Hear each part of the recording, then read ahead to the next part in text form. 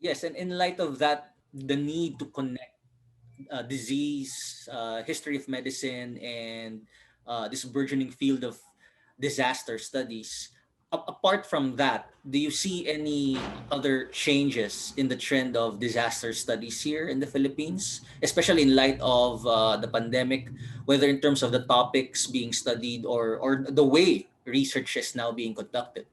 I think, I mean, again, it's like I said, right to your answer to the first question, there are always ups and downs. There are pros and cons on both sides. But I think, in terms of, interestingly, the terms of the way in which we think about evidence and what is evidence. And I think that with the COVID-19, there's been an awful lot of emphasis on letting the science dictate policy in a lot of in most countries, certainly on an international level. Whether, of course, governments do that or not is another thing altogether. But at least the discourse has been about evidence. But I was thinking about this the other day, and it struck me that the evidence that they emphasize is tends to be statistical. It tends to be quantitative rather than qualitative evidence. And so I fear if we're thinking about more immediate or more medium to long term sort of prospects, that we may be geared increasingly towards thinking about evidence only in quantitative terms. And I think that would be unfortunate, especially as somebody, as I regard myself as a historical geographer who sees that qualitative evidence is extremely important in how you interpret, especially the past. And so I fear that might be one of the consequences of the present over focus on what they call evidence. But as I said, it's a particular kind of evidence.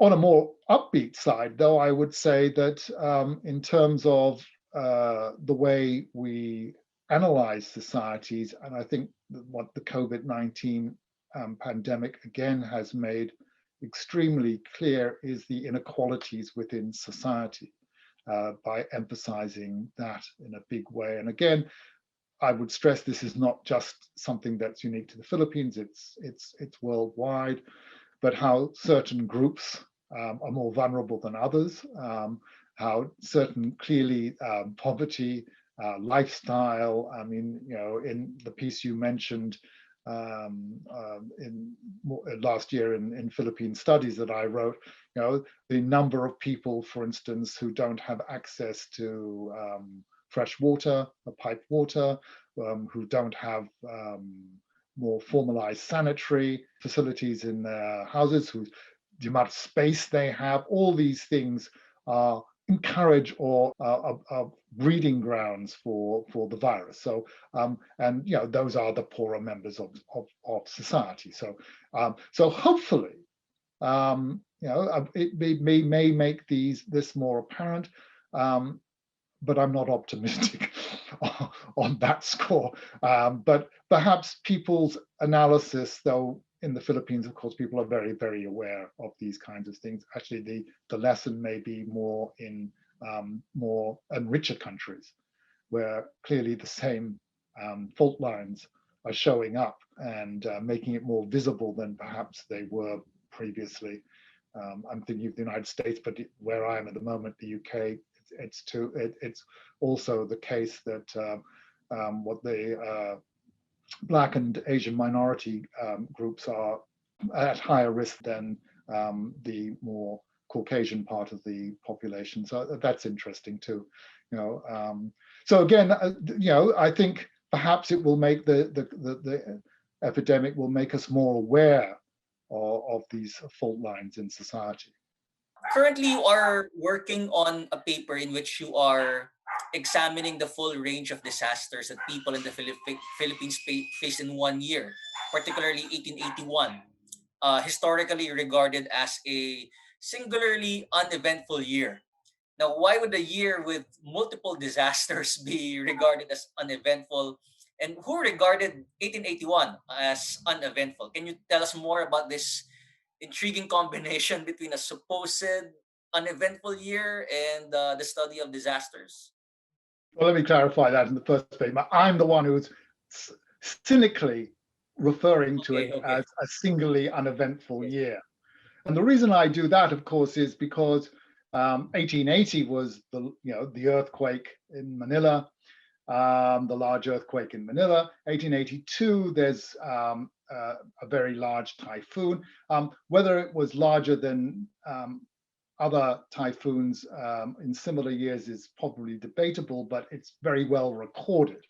So we tend to focus on it. I mean, there is an important typhoon in 1881 that does go through the Philippines, but it's much more deadly. If I remember the figures, it's killed something like 3,000 in Vietnam and about 5 in the Philippines.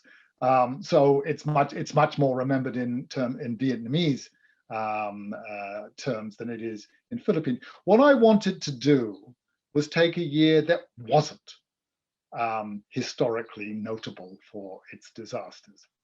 Um, and I was lucky enough to find a series of documents in the National Archives in Madrid, where some poor sod had been told by his government, some clerk had been told by obviously by some official to cut out all the newspapers references for a year and paste them in various documents.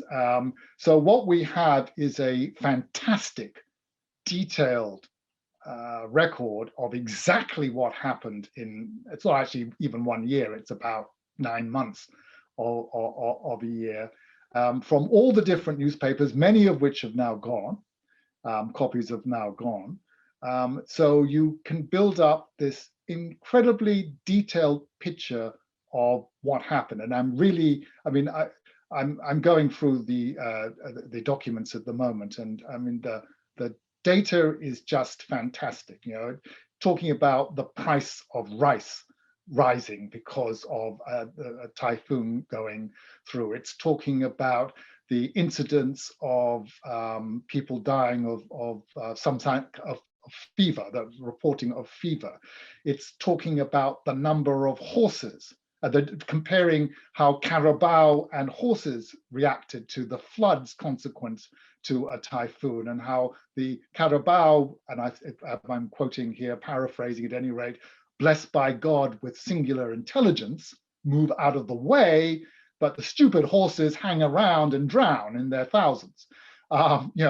This kind of detail, the number of houses that were destroyed, houses that were destroyed in Tondo, the amount of roofs that were, it's fantastic. The shipping, not the shipping out at sea, but the ships in harbor.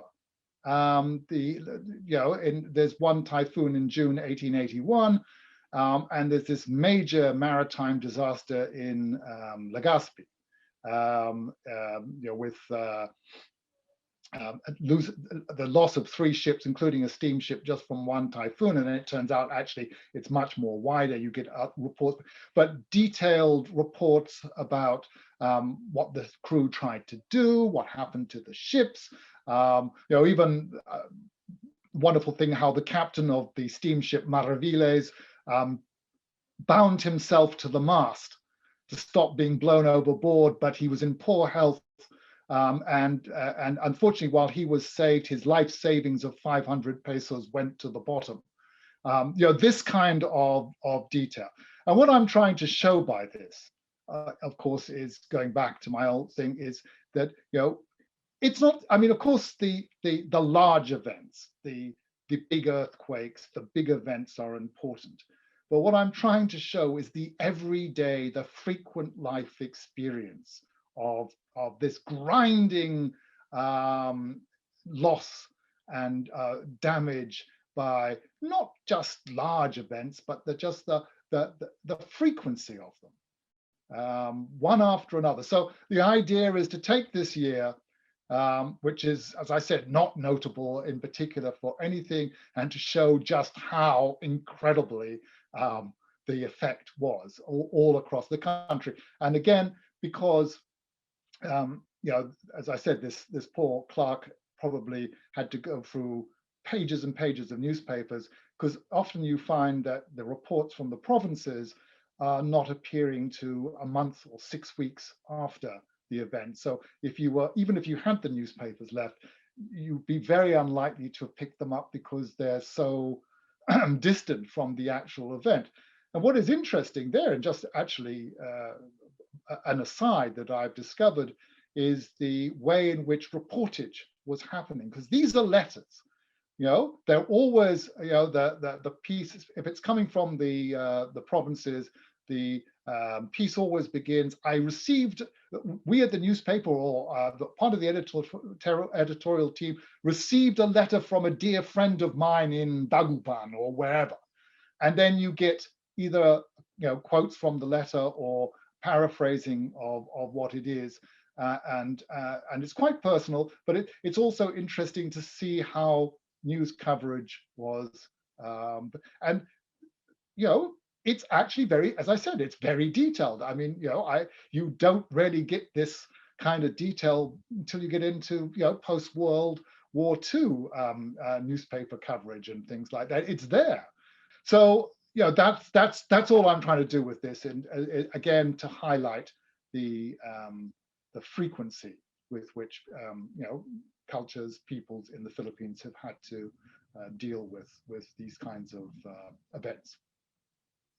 So it's cynical.